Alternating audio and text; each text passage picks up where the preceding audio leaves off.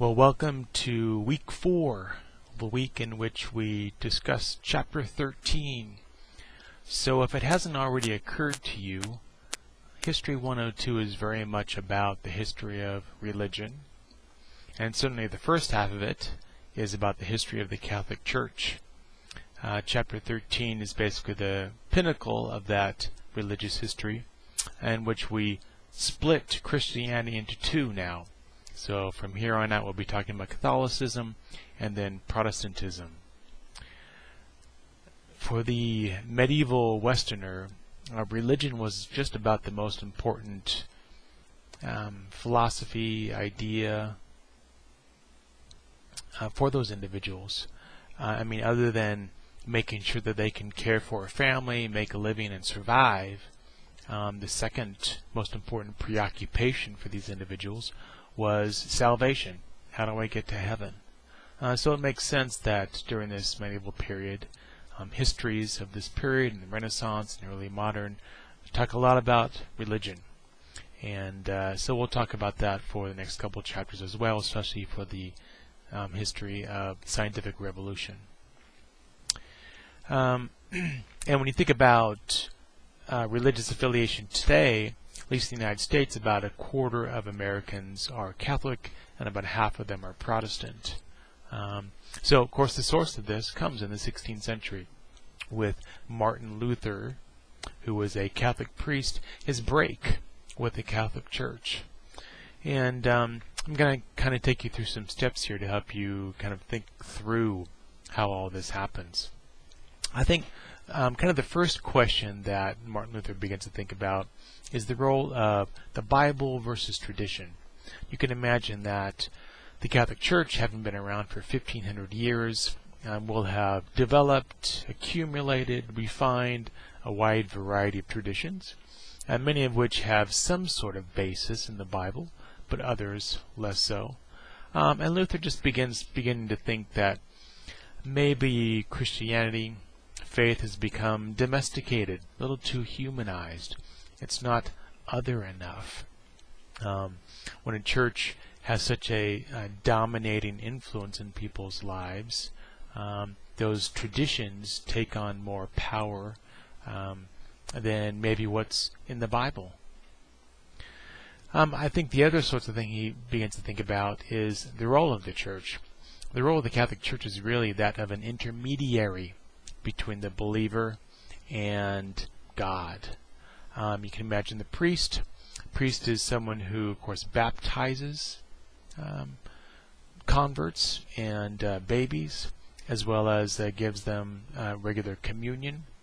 And there's no way to get to heaven without being baptized or taking communion. So a priest, bishop, pope, the church in general, very much an intermediary. And Martin Luther begins rethinking that. What is the basis in the Bible for that intermediary requirement? And he doesn't find a lot for that. And that's where his idea of the priesthood of all believers comes from. And that is, if the priest is the person who, gets you to heaven, well, then that is going to be the case for every single person. Every single person now in Protestantism under Martin Luther is responsible for his or her own way to heaven, to salvation. There is no intermediary any longer. There's no need for a priest who is somehow going to open up a channel to heaven. Of course, if everyone is his or her own priest, then of course you do need access to the Holy Scriptures. And so one of the things that Martin Luther emphasizes is Bibles written in the vernacular.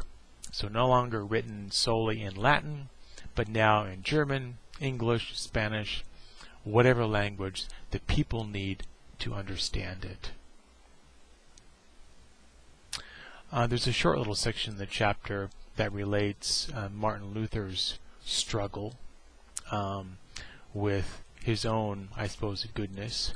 If everyone is going to be his or her own priest, then it occurs to Luther to ask the question, well, what exactly is required, all right, to get on the good side of God, all right, to be saved, to wind up in heaven?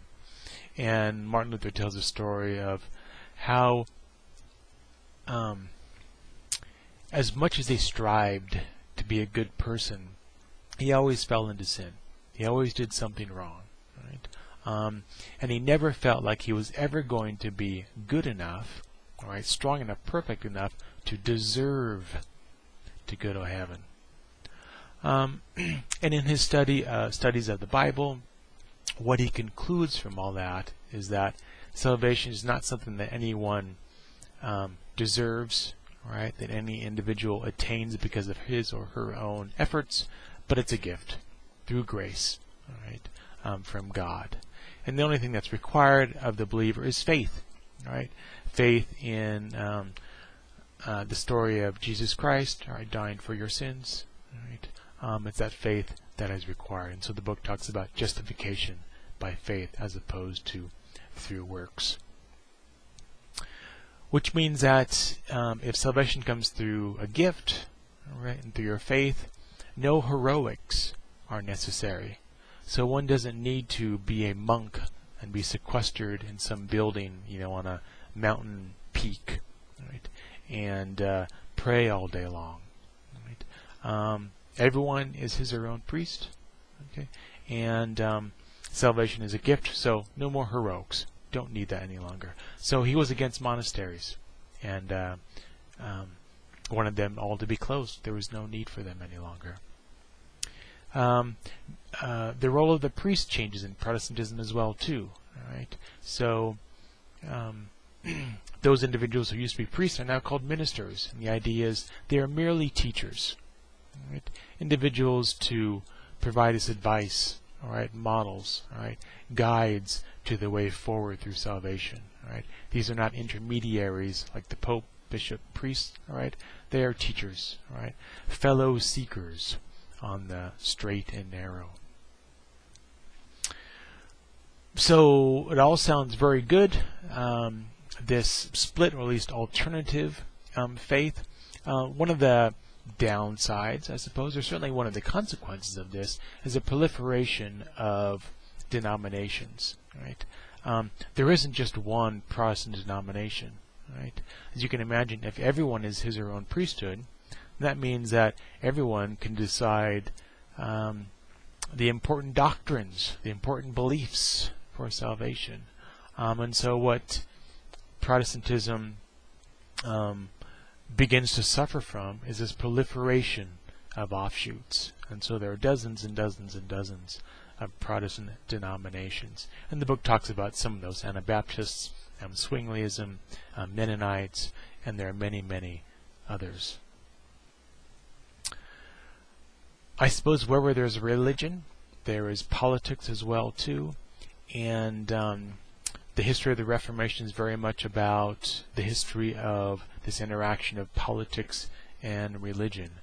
If you have your book with you, why don't you grab your textbook and flip over to page 470. You'll see that there is a map there of, well, Europe. But it's the best map that shows just how fragmented the Holy Roman Empire is. Holy Roman Empire, pretty much the same thing as Germany, right?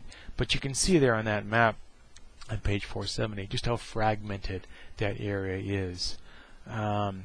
There's Austria, there's Saxony, there's Brandenburg, there's Hanover, there's Lorraine, there's Württemberg, there's Bavaria. All right. I think at one time there were over 30 different principalities. And so the idea is the princes, the leaders of these provinces, they were always in some kind of conflict or some kind of competition with the Holy Roman Emperor, who during this period was Charles V. The book talks about him, who was a very distracted person, right? Which was one of the kind of enablers of this spread of Protestantism throughout the Holy Roman Empire, and then of course beyond. You'll learn that really the only reason why Martin Luther wasn't strung up or burned at the stake by the Catholic Church was because his prince, Frederick the Wise of Saxony, was very supportive of both the religious change and the political implications of that change. Right? So again, religion and politics gets wrapped up. So religion, it becomes an instrument for political revolution, right? Political sorts of change. Really, with the Reformation, right, beginning approximately 1517, for the next 130 years, there's going to be conflict and war throughout Europe, and its religious base, right, as well as the political implications of those religious differences. The first sort of attempt to bring peace is in 1555, called the Peace of Augsburg, and the great revolutionary idea that was created, as your book tells you, in Latin, is that idea of cuius regio, eius religio.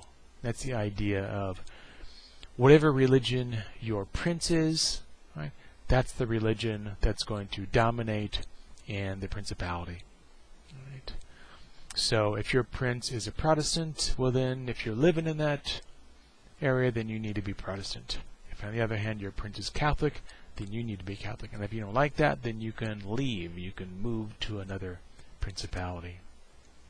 So of course, to us 2014ers, right, and especially Americans, and the idea of freedom of religion, right?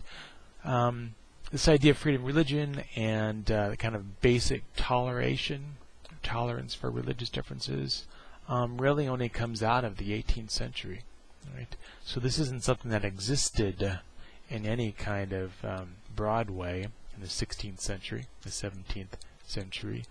So the best these individuals could do was just to say, all right, we're going to allow Catholicism and Protestantism.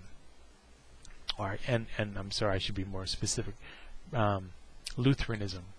All right, so it isn't just any kind of Protestantism; it's Lutheranism and Catholicism.